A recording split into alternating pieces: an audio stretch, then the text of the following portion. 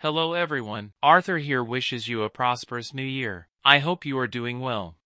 I appreciate all of your positive comments and likes on our last video. Likewise, I'll significantly add a lot of value to this video. Are you seeking suggestions on how to take GED online? Do you struggle to manage your test? Then this video is made specifically for you.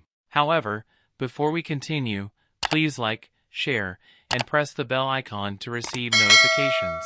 You must receive a score of at least 140 on the official GED Ready Practice exam to be eligible to take GED test online. So, following that, here are the steps to take.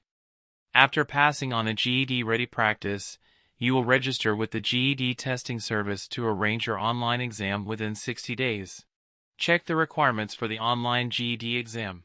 Candidates must be at least 16 years old without a school diploma. Log into GED.com at least 30 minutes before your scheduled test time to start your exam.